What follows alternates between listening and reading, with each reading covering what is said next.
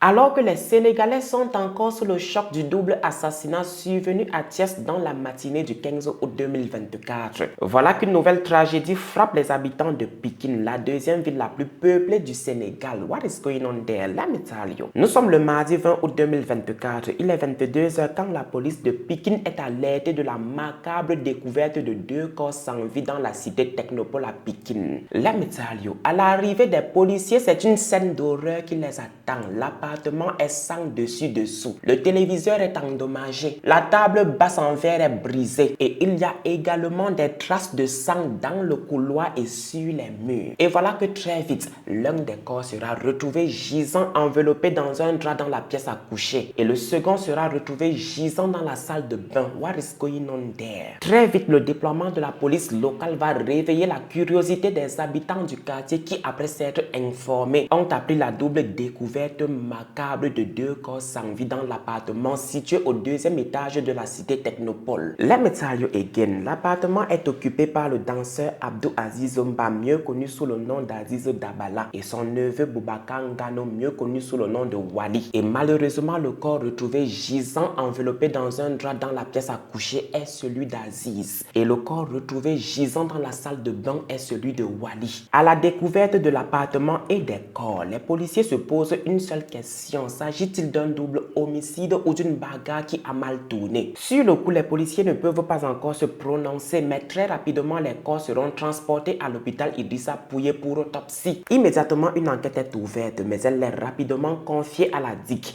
Division des enquêtes criminelles.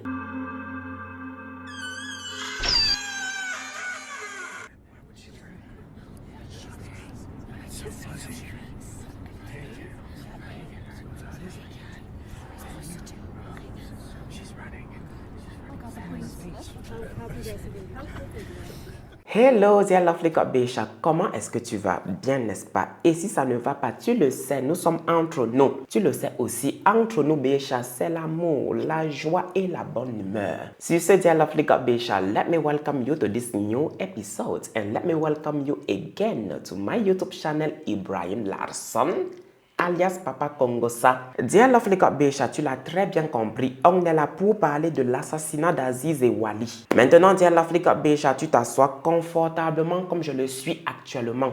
S'il te plaît, tu te prends quelque chose à boire et à grignoter pour faire passer le temps.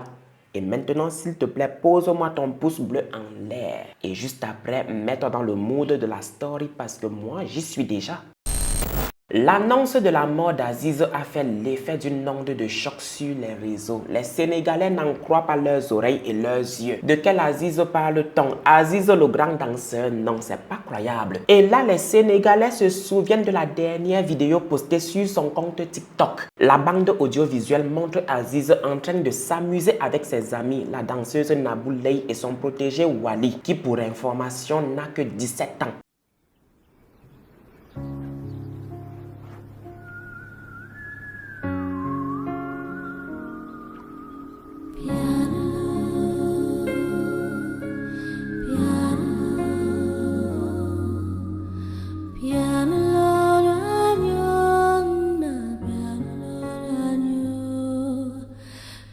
Et elle a été postée le lundi 19 août. Pourtant, les parents d'Aziz pensent qu'il est décédé le dimanche 18 août. Maintenant, à la question concernant la date, l'heure et la cause de la mort d'Aziz et Wali. La version du médecin légiste est vivement attendue par les Sénégalais. Mais en attendant, tous les Sénégalais se sont posé la question de qui avait posté la dernière vidéo sur le compte TikTok d'Aziz. En attendant la réponse à la question posée par les Sénégalais, let me shock you. La bande audiovisuelle qui montrait Aziz en train de s'amuser avec la danseuse Nabou Leye et son protégé a mystérieusement disparu de son compte. D'où la question qui a le téléphone d'Aziz. Pourtant, ses parents pensent qu'il est décédé le dimanche. Et voilà le jeudi 22 août 2024. Les résultats d'autopsie ont été révélés. Une fois encore, laissez-moi vous choquer. Les auteurs de ce crime se sont acharnés sur le petit Wali. Le rapport d'autopsie fait état d'une trentaine de coups de couteau sur l'avant et l'arrière du thorax de Wali. Selon une fois encore le rapport d'autopsie, le coup fatal a pénétré le corps de Wally sur une profondeur de 7 cm.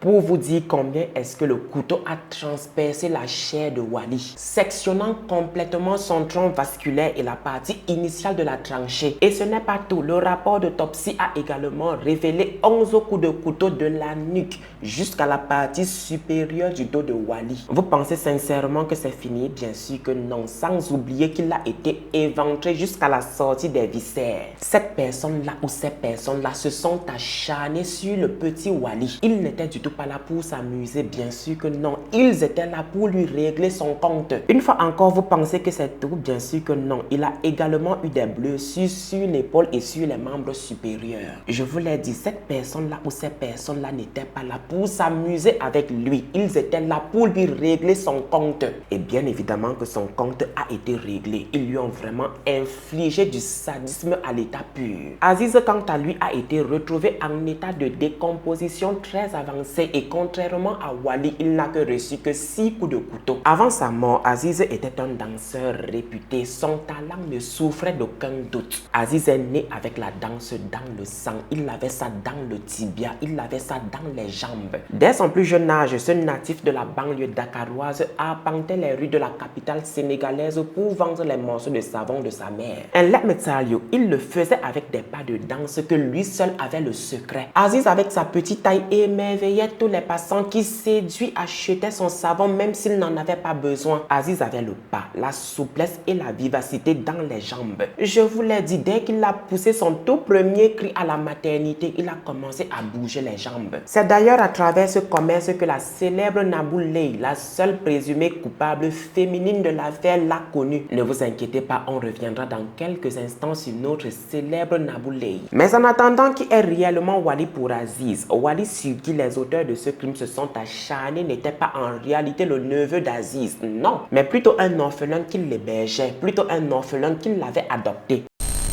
Au Technopole, dans l'appartement où s'est déroulée la macabre découverte, la division des enquêtes criminelles et la police scientifique sont en mouvement constant. Ils ont été déployés pour interpeller les auteurs de l'assassinat d'Aziz et Wally. Quelques instants après l'arrivée de la police scientifique, l'horreur de la découverte se poursuivait dans l'appartement envahi par l'odeur du sang coagulé. Les policiers de Pikine, assistés par la police scientifique, ont procédé à la fouille systématique de l'appartement d'Aziz, notamment la pièce à coucher et le salon, où ils ont retrouvé un couteau, un tournevis, des objets contondants, des traces de chanvre indien, des lubrifiants et divers documents qui ont été saisis et mis sous scellé, constituant des éléments de preuve déterminants pour l'avancée de l'affaire. De leur côté, les frères d'Aziz ont expliqué comment la macabre découverte a été faite. Let me tell you, tout a commencé le mardi 20 août 2024 quand l'absence prolongée d'Aziz a commencé à intriguer ses parents. Le samedi 17 août 2024, Aziz a été conduit chez un médecin par sa sœur qui, après la consultation du toubib, l'a raccompagné chez lui. Depuis ce moment-là, Aziz est resté silencieux, un silence de mort. Son téléphone sonnait également dans le vide avant de brusquement s'éteindre. Immédiatement, sa mère s'est inquiétée parce que ce n'est du tout pas des habitudes de son enfant et elle l'a demandé avec insistance à ses frères de se rendre à son appartement. Cela faisait 4 jours que je n'avais pas vu mon fils. Mon instinct de mère a été activé. J'ai senti qu'il lui était arrivé quelque chose. J'ai dit à son frère que soit il a été tué, soit il s'est fait arrêter. Il est pratiquement 20h ou 21h quand les frères d'Aziz arrivent à son appartement et trouvent la porte principale fermée. Ils vont de toute leur force défoncer la porte et une fois à l'intérieur de l'appartement, ils sont accueillis par une odeur nauséabonde. Sans oublier le désordre dans l'appartement et sans oublier les traces de sang bien au sol que sur les murs de l'appartement. Ils ont rapidement pensé au pire et ils ont suivi les traces de sang qui les a conduits dans la salle de bain où ils ont découvert le corps d'un jeune homme étalé au sol,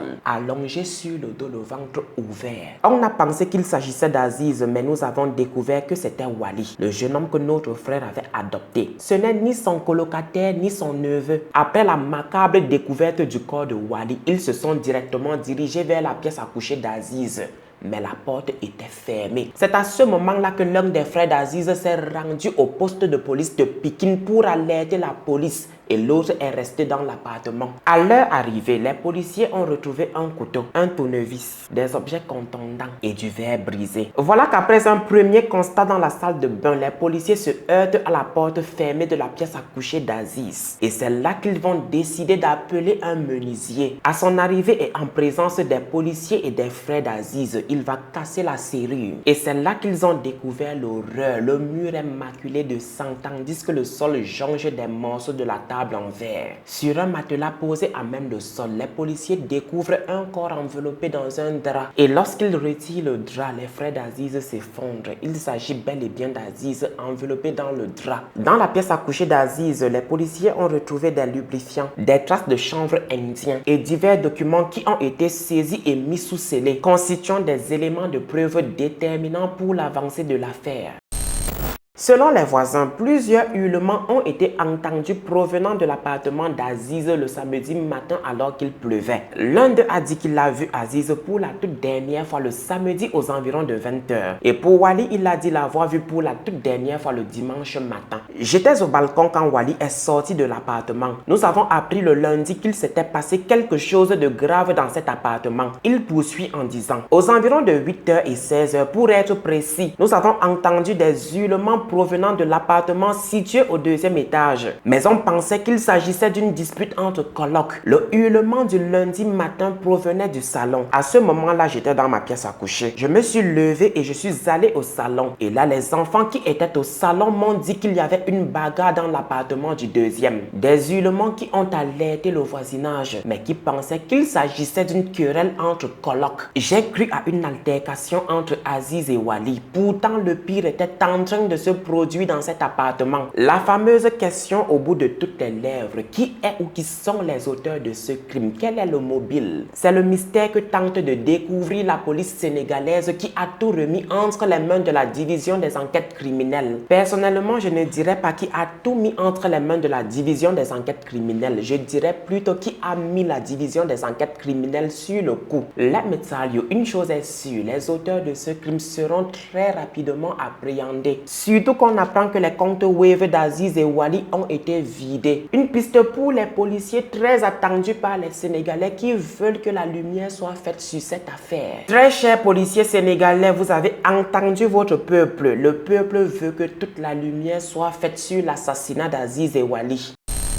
La nuit du vendredi 23 août 2024 marque la fin de cavale pour le meurtrier d'Aziz et Wally. En ce vendredi 23 août 2024, les musulmans sont venus de partout pour immortaliser l'œuvre de Cheikh Amadou Bamba. Mais dans les rangs des pèlerins, un homme ne semble pas être d'humeur à participer à cette commémoration. Son nom est Mamadou Lamine Diao dit Modulo. Il a 25 ans, il est maçon de profession et il réside à Pikine Guino Rail. Je ne sais du tout pas si j'ai bien articulé le nom de ce quartier. À partir d'ici, s'il vous plaît, peuple sénégalais, vous allez m'excuser. Ce nom restera à jamais gravé dans la mémoire des Sénégalais. Et ce parce que c'est cet homme-là qui a ôté la vie à Aziz et Wally. Il a été interpellé par la brigade spéciale de Touba. Maintenant, le mobile du crime, l'argent. Bien évidemment que ça ne peut qu'être l'argent et 50 000 francs CFA pour être précis. Mis sur le coup, la division des enquêtes criminelles a rapidement percé à jour l'identité du meurtrier d'Aziz et Wally. Et ils ont par la même occasion découvert qu'Aziz et Mamadou étaient en communication fréquente. Ceci dit, ils se connaissaient. Et ils se connaissaient plutôt bien. En plus de l'avoir identifié, les éléments de la division des enquêtes criminelles ont pu le localiser. Ils ont pu le localiser parce qu'après cette ignominie, après avoir commis l'ignominie, Mamadou a enlevé sa SIM de son téléphone pour ne pas être localisé. Mais il a fait l'erreur de mettre sa carte SIM dans le téléphone de Wally. Après l'avoir maintenant localisé, les éléments de la division des enquêtes criminelles ont transmis tous les renseignements à la brigade spéciale de Touba, qui a fait une descente à Dianatou Mawa et l'a interpellé. Interrogé, Mamadou est rapidement passé aux aveux. Aziz Dabala m'a invité à plusieurs reprises pour une partie de jambes en l'air, mais à chaque fois j'ai dit non. Pourtant, il a fini par le rejoindre dans son appartement le dimanche 18 août et ce parce qu'il avait besoin d'argent. Ma mère avait une ordonnance de 50 000 francs CFA. Aziz m'a donné de l'argent pour le transport afin que j'aille faire crac crac boum boum avec lui. En allant à son appartement, je n'avais pas l'intention de le killam. Mais une fois à l'appartement d'Aziz, Mamadou a commencé à le menacer avec un couteau pour qu'il lui donne de l'argent. J'ai refusé d'avoir des relations contre nature avec lui. Je lui ai dit que s'il ne me donnait pas de l'argent, j'allais le vilipender. Finalement, je l'ai killam et j'ai récupéré son téléphone avant de me rendre dans la pièce à coucher de Wally. Je l'ai surpris avec un casque sur les oreilles et avant de le killam, je lui ai dit « Je connais que vous êtes gay ». Je lui ai fait comprendre que je savais qu'il était en couple avec Aziz. Mamadou a fait comprendre aux gendarmes de Touba qu'il n'avait aucun regret parce qu'il a débarrassé la terre de 2 abominations, de 2 PD, de 2 gays et que si c'était à refaire, il le referait. Il a déclaré assumer ses actes sur procès verbal. Vous n'hallucinez pas, il a bien dit que si c'était à refaire, il le referait. Après les avoir killam, il a pris l'iPhone XR d'Aziz qu'il dit avoir jeté dans un canal et on sait très bien que c'est faux. Après les avoir killam, il a pris l'iPhone XR de Wally qu'il dit avoir vendu pour la somme de 75 000 francs au marché aux casses. Qu'en est-il maintenant des comptes Wave d'Aziz et Wally qui ont été vidés? À ce propos, Mamadou dit ne pas être au courant de quoi que ce soit. Qu'en est-il maintenant des 5 000 francs CFA qui ont disparu du compte Wave de Wally? Qu'en est-il maintenant des 3 000 francs CFA qui ont disparu du compte Wave d'Aziz? Aux dernières nouvelles, Mamadou a été mis en garde à vue à la brigade spéciale de Touba en attendant d'être transféré à Dakar. Mais pour l'heure, les éléments de la division des enquêtes criminelles sont à la recherche de là où des personnes qui ont vidé les comptes Wave d'Aziz et Wally.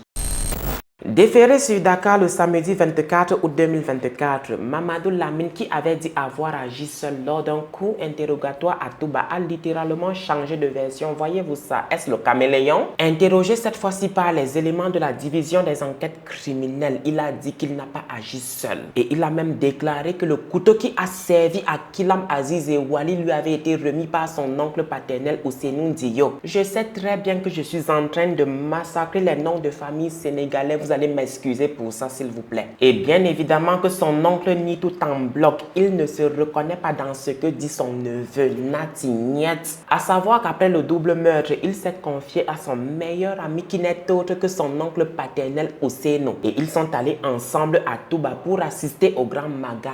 Et après avoir senti l'étau se refermer sur lui, après avoir senti que la division des enquêtes criminelles était sur la piste de toutes les personnes impliquées dans le double meurtre, l'oncle paternel de Mamadou est allé le dénoncer au poste de police de Touba. Ousseynou a eu la fabuleuse idée d'aller dénoncer son neveu au poste de police de Touba. Very good. Mais en tout état de cause, Mamadou reconnaît la préméditation, déclarant qu'il est arrivé à l'appartement d'Aziz avec un couteau. Et il a bien évidemment parlé de l'argent qu'il avait demandé à Aziz pour acheter l'ordonnance de sa mère. Et il a par la même occasion raconté comment aux environs de 20 h, Aziz l'a appelé pour l'inviter à le rejoindre à Pikine Texaco à bord d'un taxi en route vers son appartement. Il a raconté qu'une fois à l'appartement d'Aziz, celui-ci s'est mis à le caresser et que dégoûté par l'acte contre nature qu'il venait de poser à son égard, il a donc étranglé avec sa main gauche avant de sortir le couteau qu'il avait gardé sous sa ceinture. Alors, si j'ai bien compris, quand son ami Aziz l'a appelé pour l'inviter à son domicile, il s'est dit, bah, pourquoi ne pas prendre un couteau et le foutre dans ma ceinture? On ne sait jamais. Vous ne voyez pas que l'acte avait été prémédité? Pour moi, personnellement, l'acte est prémédité. Anyway, il a déclaré qu'Aziz a essayé de crier pour alerter le voisinage, mais qu'il lui a asséné un coup de couteau dans le cou avant de le porter et de le jeter sur la table en verre à côté de lui. Une fois encore, j'ai envie de demander, ton ami t'appelle, t'invite à le rejoindre à Pikine Texaco pour que vous alliez chez lui. Et c'est pour qu'il te donne de l'argent que tu as demandé pour l'ordonnance de ta mère. Je ne sais vraiment pas si Aziz a vraiment essayé de le caresser ou s'il l'a caressé. Mais est-ce que tu es obligé de sortir ton couteau et de lui asséner un coup de couteau dans le cou, de le porter comme un bout de papier et de le balancer sur la table en verre à côté de toi? Tu le poignardes à plusieurs reprises pour lui montrer que tu es un vrai maquisard.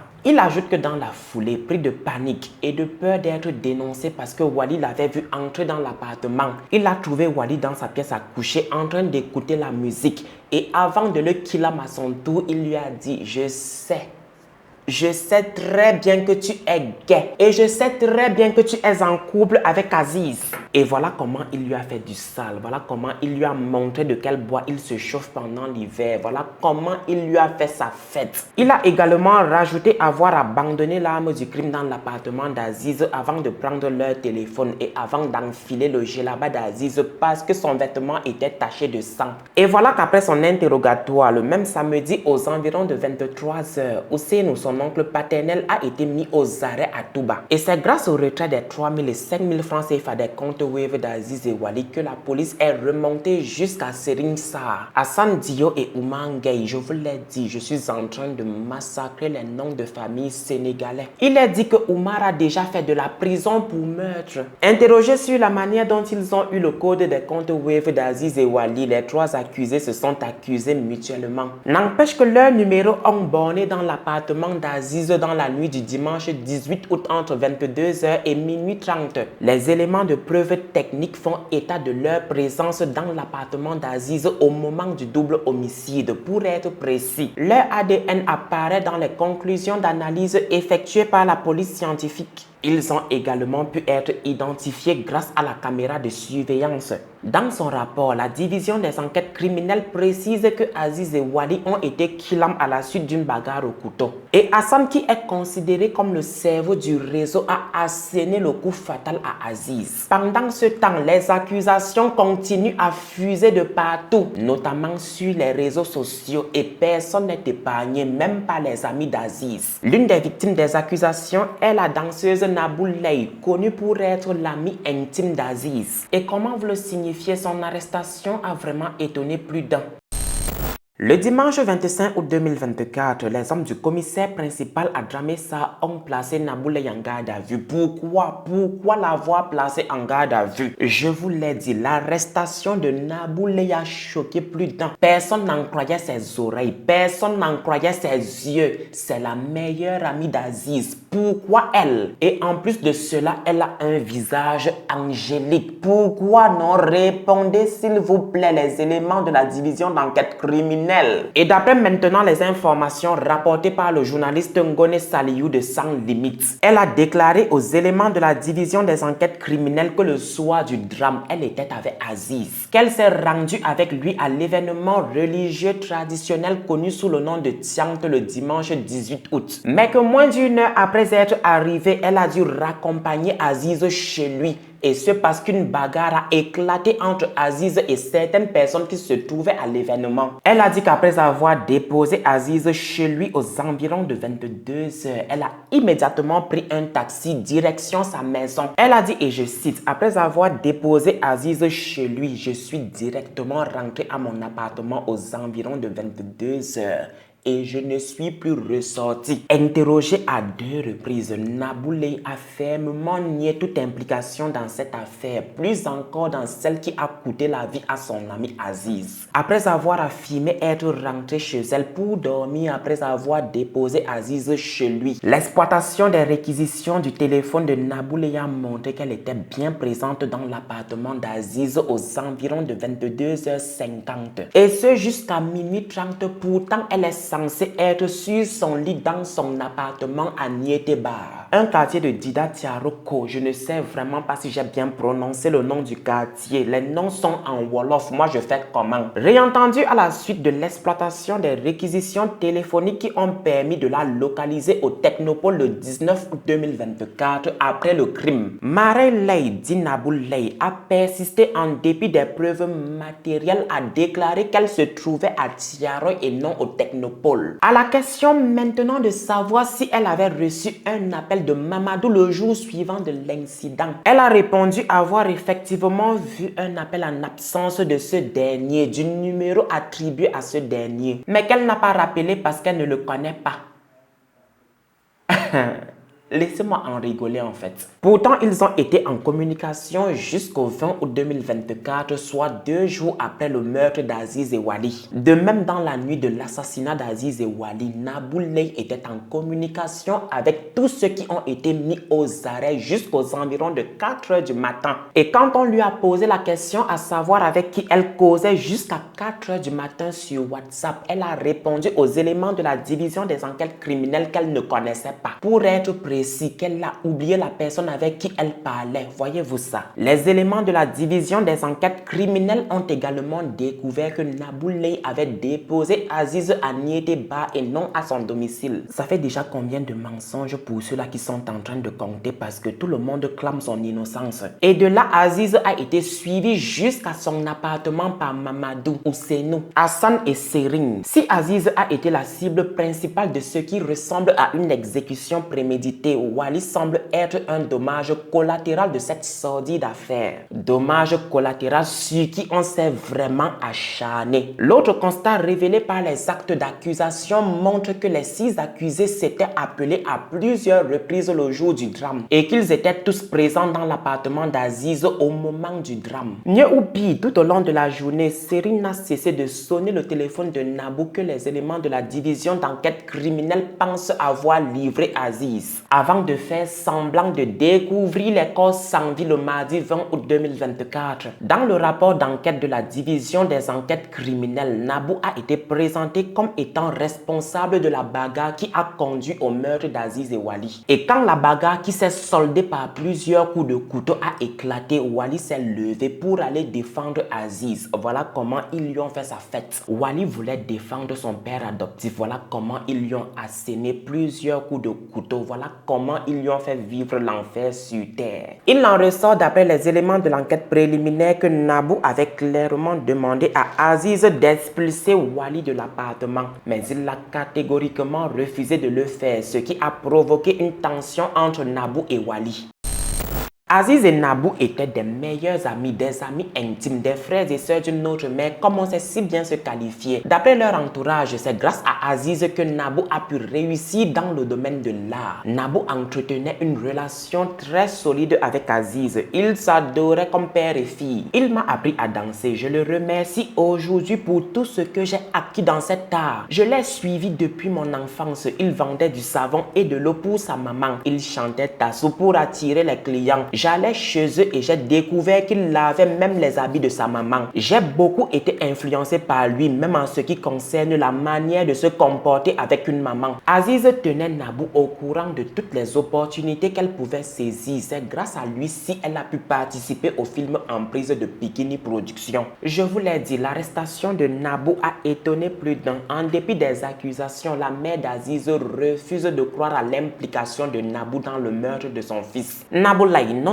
je ne dirai jamais du mal de Nabou Leye. Je ne dirai jamais du mal d'elle. Aziz et Nabou étaient quasiment inséparables. Ils se connaissaient bien et partageaient de bons moments. Elle venait souvent chercher Aziz chez moi et il mangeait souvent chez elle. Le jour de l'enterrement, elle est venue me voir en larmes pour me présenter ses condoléances. Je lui ai même conseillé de s'en remettre à Dieu. Je refuse de croire qu'elle a pu être impliquée dans ce meurtre. Toutefois, la douleur, la surprise et la déception se lisent sur les visages des parents d'Aziz. La tante maternelle d'Aziz, venue soutenir sa sœur dans ces moments difficiles, partage le même sentiment. Si Nabou est vraiment impliqué dans ce meurtre, ce serait une grande surprise pour nous. Une fois encore, les parents d'Aziz et les Sénégalais refusent de concevoir que Nabou ait pu faire du mal à Aziz, et surtout d'une manière aussi atroce et ignoble.